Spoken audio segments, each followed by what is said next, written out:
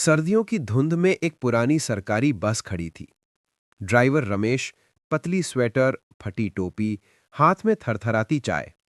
हर रोज की तरह वो बस का शीशा पोंछते हुए खुद से कहता, चल रमेश, आज भी लोगों को घर पहुंचाना है।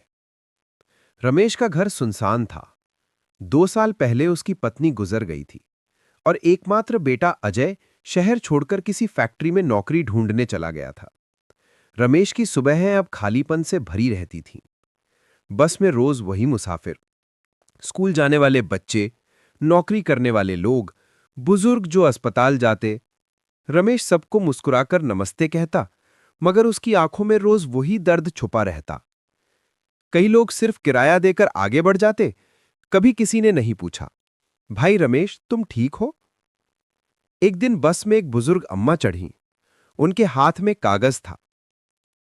रमेश ने पूछा, अम्मा, कहाँ जाना है? अम्मा बोली, बेटे, इस पते पर। मुझे नहीं पता कहाँ है। रमेश ने उन्हें सामने की सीट पर बैठाया और बोला, चिंता मत करो, मैं पहुंचा दूंगा। रास्ते में अम्मा धीरे से बोली, बेटा, मेरा लड़का 3 महीने पहले चला गया। उसके कपड़े लेने जा रही हूं। रमेश चुप हो गया। उसे अपनी पत्नी का अंतिम दिन याद आ गया और वो अकेलापन जो आज भी उसके साथ है। दोनों के बीच खामोशी के धागे बंध गए। अम्मा अपने बेटे के पुराने कमरे में गईं। रमेश बस रोककर बाहर बैठ गया। कुछ देर बाद अम्मा बाहर आईं, आंखों में आंसू, हाथ में कपड़ों का छोटा गट्ठर। रमेश ने वो गट्ठर उठाकर बस में रखा और बोला, चलो अम्मा, घर ले चलता हूं। अम्मा धीरे से बोली, तुम्हारे जैसा बेटा हर किसी को मिले। ये सुनकर रमेश की आंखें भर आईं। रमेश रोज की तरह शाम को डिपो पहुंचा। सब चले गए, पर वो खाली बस में देर तक बैठा रहा। कभी सीटों को देखता, कभी स्टीयरिंग को। उसे वो सब चेहरे दिख रहे थे जिन्हें वो रोज उनकी मंजिल तक पहुंचाता था, पर खुद की मंजिल कहां थी? रात का अंधेरा बढ़ गया। डिपो की लाइटें बुझने लगीं। अचानक उसका फोन बजा। स्क्रीन पर लिखा था, अजय, बेटा। रमेश घबरा गया। फौरन उठकर फोन उठाया। पापा, मैं कल घर आ रहा हूं।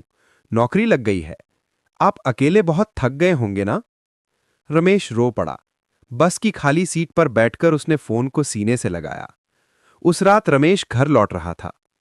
पहली बार सड़कों की लाइटें उसे सुंदर लग रही थीं। पहली बार ठंडी हवा भी उसे गर्म लगी। वो सोच रहा था, शायद अब खालीपन थोड़ा कम होगा। अगली सुबह रमेश बस में नहीं था। आज उसने छुट्टी ली थी। दरवाजे पर खड़ा वो स्टेशन पर अपने बेटे का इंतजार कर रहा था। जब अजय सामने आया, रमेश उसे गले लगाकर रो पड़ा, बस अब कहीं मत जाना बेटा। अजय ने कहा, नहीं पापा, अब मैं आपके साथ ही रहूंगा। धीरे धीरे कैमरा दूर जाता है। एक बूढ़ा पिता और लौटता हुआ बेटा। अधूरी मंजिल आखिर पूरी हो गई थी।